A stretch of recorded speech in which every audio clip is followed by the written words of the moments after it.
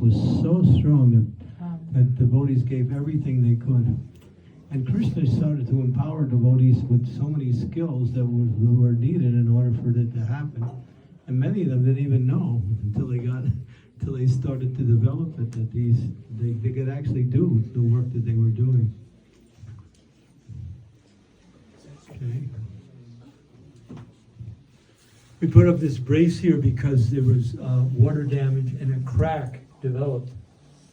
And the devotees were afraid that the whole ceiling might fall down. So happy this is still intact mostly.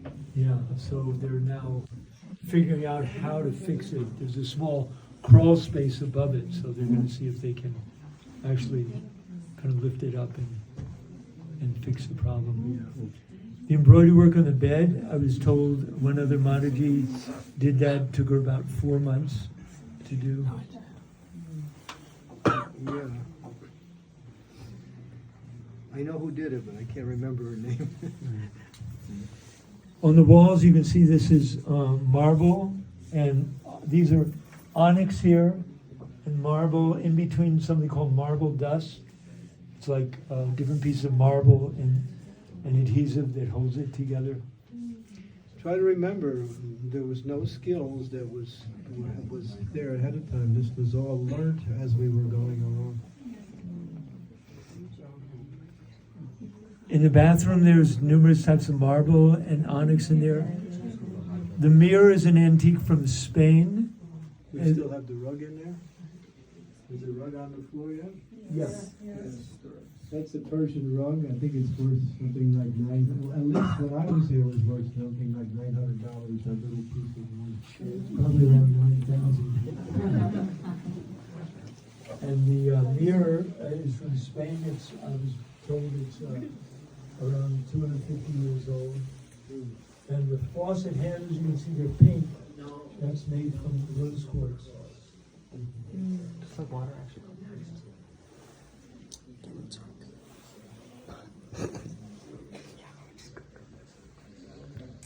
I have to close the door if I want to use it. The sun, this is the east side, the sun comes up here. When we hit the colored window, it gets the light up as far as onto the floor.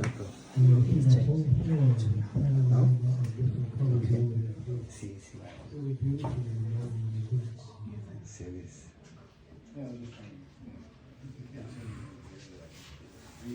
No, we specifically don't do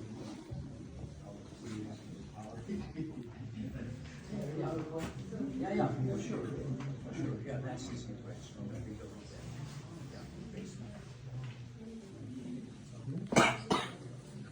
These are some of the words.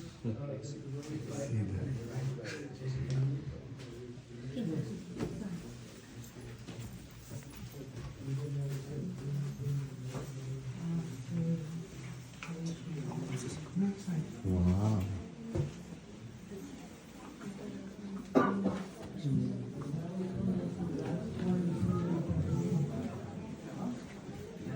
I see the carvings of Krishna's person.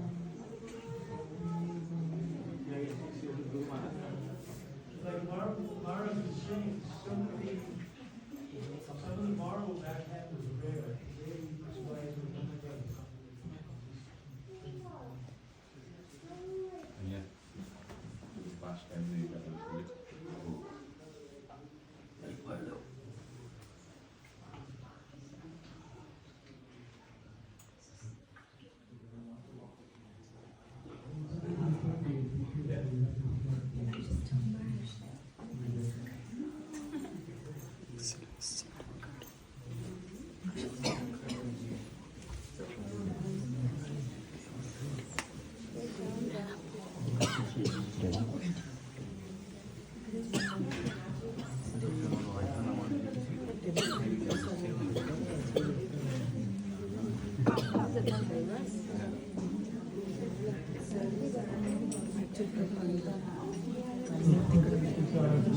They got Lord Chaitanya and his devotees, and they got Radha Krishna and the devotees.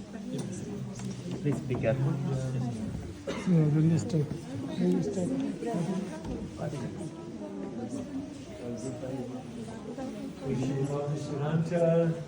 Gorgashore Bhavaji, Bhaktivinoda Thakur, Rupa, and Sanatana Goswami, Panchatattva.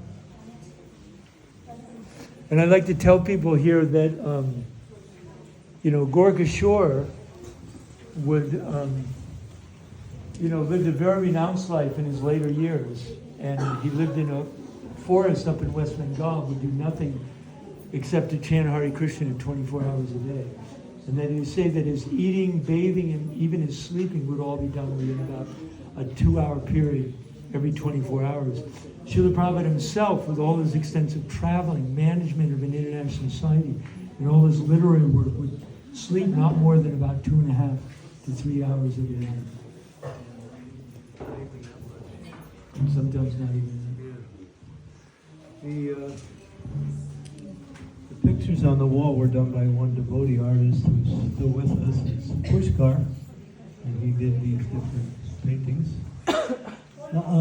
The ones on the ceiling where you see Krishna's pastimes were done by a devotee named Vishnu Das.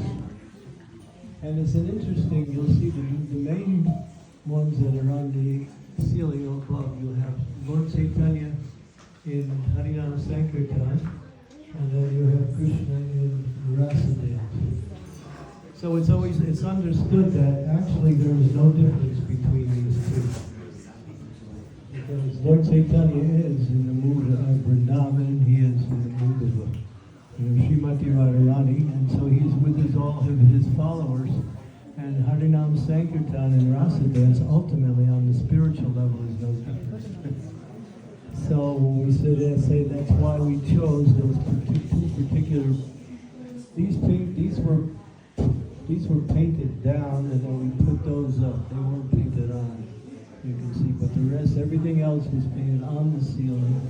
And Vishnu Das really, he was an artist, but they said he went way beyond his abilities in working on this palace. You can see how nicely these paintings are organized. That marble is a very rare marble. Maybe Prabhupada can tell us more about that. It's a very beautiful, very rare marble. It really highlights this whole inner part of The white marble? Oh, this pattern that goes across. Oh, yeah. I don't know about that. On the ceiling? Yeah, on this part of the ceiling where you, you see the square patterns with the little designs in the middle. Most of all of that, as Bhagavatam mentioned, mostly all of this marble is no longer available anywhere in the world. And a lot of the stuff that we bought was pretty much, we finished that particular type of marble, and that was it. There's more than 38 different types of marble in this palace, coming from different countries around the world. And when you really stay here for a while, you can see the intricacy of everything, how it was done. Okay.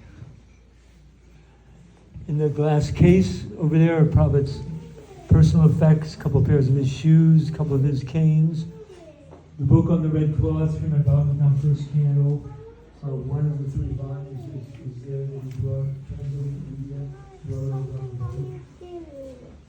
and then you can see that famous picture with the famous drum, the bongo drum that Prabhupada was giving.